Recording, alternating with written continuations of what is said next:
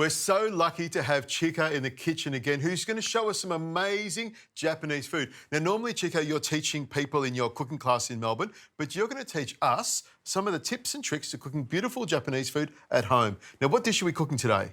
So we're going to do the fish Nitsuke. Nitsuke is the fish braising in a sauce. Oh, sounds delicious. Yeah. Now, the sauce is the most important thing, so what do we need to do with that? All right, so we're going to start with the water. So water is already in the saucepan.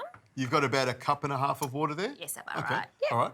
And then we're going to pour that soy sauce into the saucepan. Okay, beautiful soy sauce. And then mirin, sweet cooking wine. Oh, beautiful. We like that. And then sake, Japanese cooking wine. Now, this is the cooking wine, not the good stuff you drink. This is the cheapest stuff that's just for cooking? Okay. It is. You can still drink it, but, you know, it's not as nice. No, not quite. Okay. All right, and then brown sugar in it. And that sort of sweetens it up. Is that a common thing to cook fish with sugar as well? Yes, it is. It's kind of salty and then sweet. It's very common things to have in Japanese cooking. Okay, so that's just going to simmer away there. So we'll get into the fish now. I've got the gold. I call it golden eye snapper. What do you call it in Japan? It's called Kinmedai. Now, this is popular in a certain region that you know of, isn't it? Yes, Coal City, Shimoda City is very famous for the Kinmedai. Okay.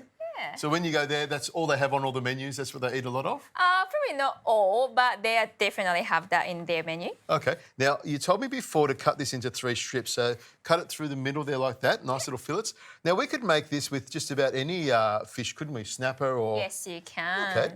Maybe some bream, something like that. Yeah, that would be fantastic too. So there's a little piece, and I scored the skin so it doesn't buckle up as much. So in the bowl there like that. Now, you've got a trick here. There's something you do with the fish that you're going to show us, isn't there? Yeah, so I'm going to pour the hot water onto the skin side of the fish. That will take in the fishness away from the fish and also the taking scales away completely. Okay, very nice. All right, so let's do it. So you've got boiling water and just pour... Just pour that in and you can see that all those skins. It's almost like it's alive. It just came up again. I know. And then just quickly put them into the cold water so that it's not going to be cooked further. So just stop that cooking. Okay, I'll move that out of the way. So that cleans it up and also takes the skin, you know, makes it buckle up. It's an incredible thing to watch. Yeah, it's just gonna, you know, comes back to the live. Okay. And taking out. So it's a very quick process, just in and out again. Yeah. Put that on there. Yeah, and patting very well. Very nice. And that's the fish ready to use. Okay, and now the sauce has already come to the boil. Do we just put it straight in? Yeah, so just once all the sauce is ready to go, and then just place that fish in there. Okay. And if you can slice up some ginger, that would be fantastic. Just a too. couple of thin slices of ginger. Yeah. Perfect, I like that. In that goes as well. On top. And then we're going to cover this with the paper lid. Ah, paper lid. What do you call this in Japan? Because you had calling that otoshibuta.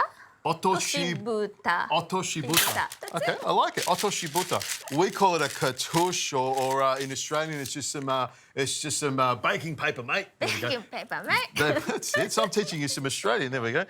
Cut that like that, and that just comes apart. Look at that, nice and round. Yeah. So drop that into the saucepan. That will eliminate in the fishing dancing too much in the saucepan. That meat stays together and also sauce gets into the fish meat very well. So. I like the way it eliminates the fish from dancing That's too it, much. yeah. Okay, I like that. So that sits on top. That takes about 4 or 5 minutes, so we'll let that simmer gently. I'll get the spring onions ready, tidy up a little bit, and we'll be ready to put this whole thing together. Absolutely. Okay.